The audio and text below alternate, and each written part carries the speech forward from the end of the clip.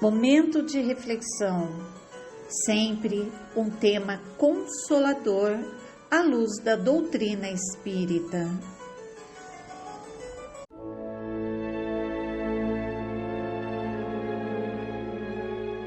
E vamos neste momento de oração, de paz, de evangelho no coração, refletir um pouco sobre o capítulo 24, Não coloqueis a candeia sobre o alqueire, do Evangelho segundo o Espiritismo. Carregar a cruz, quem quiser salvar a vida, perdê-la-á.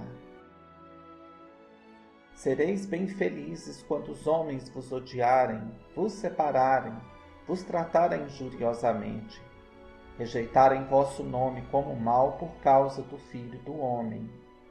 Regozijai-vos nesse dia e exultai de alegria, porque uma grande recompensa vos está reservada no céu, porque foi assim que seus pais trataram os profetas. São Lucas, capítulo 6, versículos 22 e 23. Neste pequeno versículo do Evangelho de São Lucas, vemos as diretrizes postas pelo grande governador planetário, nosso meigo Jesus da Galileia, o Cristo redivivo, no espaço universal, mais uma vez trazendo as orientações imprescindíveis para a nossa caminhada, para o acerto, a mudança de postura que buscamos em nós, para alcançarmos aquele compromisso há muito disposto com Cristo, para a nossa renovação interior, para o trabalho de fé realizado sob o orbe terrestre durante as nossas sucessivas reencarnações. Muitas vezes as dificuldades nos surgem quando decidimos arcar com os compromissos do nosso projeto reencarnatório.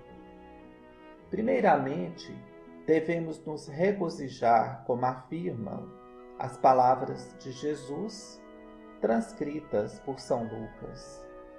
Porque todas as vezes, meus irmãos, que encontrarmos barreiras, renúncias a serem feitas, dificuldades e muitas vezes impropérios, perseguições, vinganças, e quando estivermos em trabalho em nome do Senhor, podemos saber que é aí que estará o caminho certo. Uma vida de muitas facilidades, sem cobranças, é uma vida quase inerte, porque aqueles que deveriam receber os eflúvios de paz de uma transformação no caminho, ao cruzarem conosco e nada receberem pela nossa condição de ociosidade, de falta de fé e de saciedade, jamais se voltarão contra nós. Mas quando nosso exemplo, a nossa fé e coragem, quando as nossas ações começarem a reverberar e sem que nós percebamos, começar a haver uma verdadeira transformação que sai do nosso íntimo e pelos nossos pensamentos, palavras e atitudes vão transformando tudo à nossa volta, aí sim, meus irmãos, os invejosos, os preguiçosos, os ociosos se levantarão para tentar fazer calar o trabalho que estamos na iminência de realizar. Todas as vezes que Jesus se utiliza de qualquer um de nós para servi-lo, servindo ao próximo, a única certeza que teremos é esta.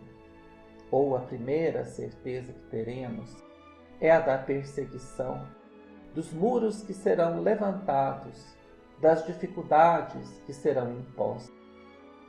Mas, se perseverarmos na fé, dando o segundo passo, o terceiro, em nome da codificação, do amor e do trabalho de nosso Senhor Jesus na terra, veremos que tudo passará, tudo cairá por terra, que os cães verdadeiramente ficarão a ladrar enquanto passarmos com a caravana do trabalho, da fé, da honestidade íntima a serviço da realização dos nossos compromissos.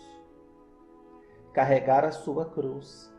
Foi isso que Jesus nos pediu. Ele não nos pediu perfeição alguma, coisa que ainda não temos a dar, mas Ele nos pediu que o seguíssemos com tudo aquilo que somos e com tudo aquilo que já alcançamos. Carregar a sua cruz é justamente, meus irmãos, carregar aqueles defeitos, aquelas dificuldades, os vícios e as paixões, o nosso lado sombrio que ainda se encontra em nós e que foi mantido durante séculos, talvez milênios de reencarnações, sem que pudéssemos nem enxergá-los, cobrindo tudo com máscaras que nos faziam acreditar em mentiras a nosso próprio respeito. Hoje, com o encontro abençoado com a doutrina espírita, nos damos de cara, frente a frente, como se estivéssemos diante de um grande espelho da verdade com o nosso próprio interior. E já conseguimos, ao menos, começar a diagnosticar as fragilidades que ainda compõem o nosso íntimo, na certeza de que poderemos transmutá-las em virtudes do bem, em trabalho, em novos horizontes, na comunhão com Cristo. Muitas vezes, meus irmãos, quando olhamos para a nossa cruz, que são os nossos próprios defeitos e compromissos assumidos, e que até hoje não conseguimos completar, sanar, trabalhar-os de maneira adversa, nós nos aquietamos, nos julgamos inferiores, não nos permitimos dar o primeiro passo em direção ao rumo da nossa verdadeira felicidade, que é o trabalho com o Senhor. Isso é justamente, meus irmãos, o que as falanges do mal esperam de nós. Isso é o que elas nos insuflam. As trevas desejam que acreditemos que não podemos servir ainda ao Cristo por não sermos perfeitos. E essa é a grande incoerência que a doutrina espírita desmistifica e nos coloca sabedores de novas verdades. Carregue a tua cruz, ou seja, observa teus defeitos, tuas paixões, aquilo que você necessita corrigir e vem trabalhar comigo. Este é o convite do Cristo, realizado a cada um de nós. E na medida em que nos esforçarmos para cumprir as tarefas, para sermos melhores, para seguirmos os códigos que nos oportunizam, sermos o protótipo do homem de bem na terra, nós vamos vagarosamente substituindo estes séculos e milênios de dor e de sofrimento pelo trabalho na seara de Jesus. Vamos alargando as virtudes que já começam a ser desenvolvidas em nosso âmago, como aquele jardim construído em um lugar muito árido, entre areias e pedras, a terra improdutiva.